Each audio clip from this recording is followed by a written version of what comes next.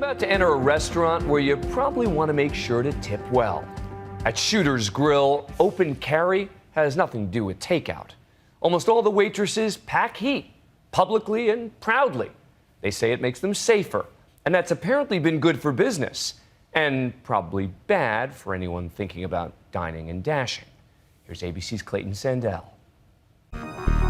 Every morning, Lauren Boebert starts the day with some blush, fixes her near-perfect hair, and puts on her sparkly belt. But she is not fully dressed without her bullets and her 9mm semi-automatic. This is the way of life for Lauren, a 27-year-old mother of 4. I want you to back up as soon as we start. Green's got a gun. Ooh, Green got missed. Go slower. Ready? Okay. Green's got a gun. Pull it out, find the front sight. Are you a good shot? Generally. So when she and her husband opened this restaurant a year ago in their hometown, How was your meal?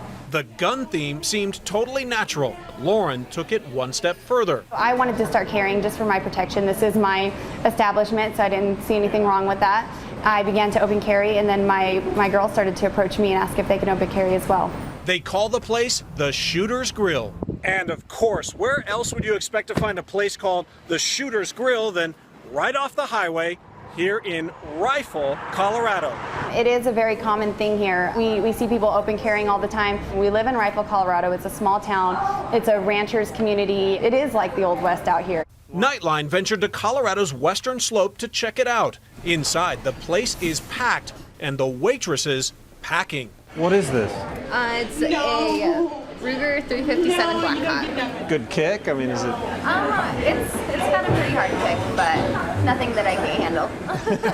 And they are fully loaded. Does anybody dare leave a small tip? They still tip like normal people, you know, so, I mean, it's not like we're gonna shoot them or anything if they leave us a small tip. What's happening at the Shooter's Grill is an offshoot of a controversial movement started in Texas to legally and openly carry guns in stores and restaurants. This is probably the safest corner in San Antonio right now. But a growing number of national chains like Target, Starbucks, Chipotle, Chili's, and Jack in the Box have asked customers to leave their weapons at home. This has only enraged the open carry movement. But here, the concept is turned upside down. Instead of armed customers, it's the employees. I have a right to carry my firearm, and I'm going to carry it. Or most of them. You're not carrying. Right. Why not? Because I don't own a gun. I wish I did, but... Are you the only person in here that doesn't own a gun? No, there's a dog in her. So you're the two holdouts. Yep, we're getting there. We haven't jumped on the bandwagon yet. Okay. All right. Why not? 17. Okay. I can't buy my own. The grill is so popular, We're from Nashville, Tennessee. food sometimes sells out. But most people we met didn't come hundreds of miles for the burgers. We're from Nebraska. Featuring names like the Guac 9 or the Swiss and Wesson. What made you want to come in? The guns. The guns.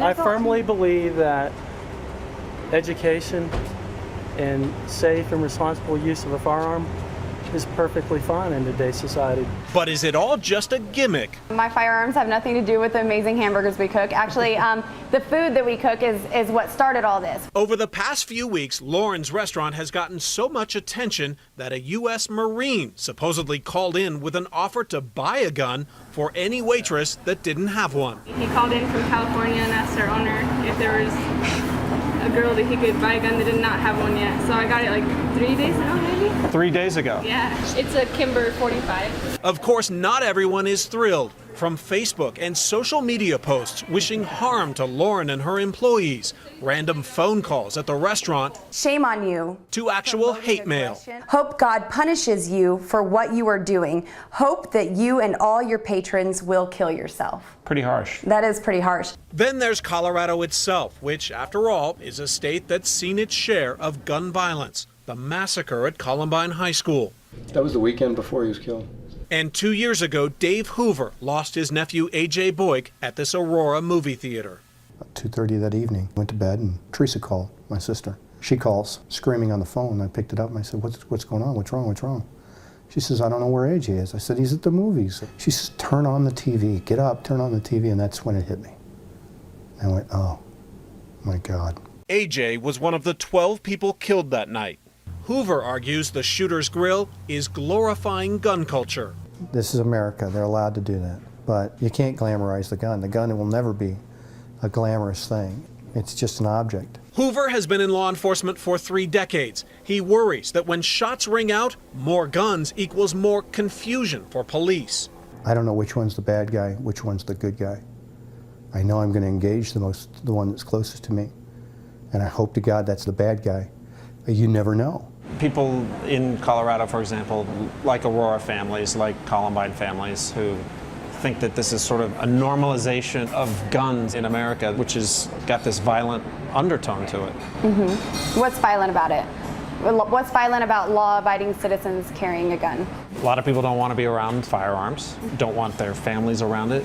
This is not necessarily normal everywhere. I think it should be normal everywhere. Yeah. You know, I think it should be a common sight, and I think we'd have a lot less violence if it was. Lauren insists her employees and her customers are safe. I'm more worried about my cooks getting burnt in the kitchen than a firearm going off in the restaurant. Most businesses nearby don't seem worried by all those guns, but one shopkeeper across the street hopes the staff will know how to react if the worst happens. People who are carrying them, the employees, I know they've been through training. I know that they're legally able to carry the guns. I just hope that if somebody happens to come in there and test them, that they'll be able to take care of things. But other than that, I feel great. I went there and ordered lunch today. Lauren says all of her employees have to take classes and know how to handle their weapons. Even the local police chief says in Rifle, things are different. I understand why some people from the outside may see this as a little bit odd, but for here it's really quite normal. They really stress the classes, no alcohol is served. So this business model that they have really fits in with the community. And the burgers are good. And the burgers are great. All the national attention and nonstop business, not only for the restaurant, but for Rifle, has Lauren considering a possible franchise. It sounds exciting.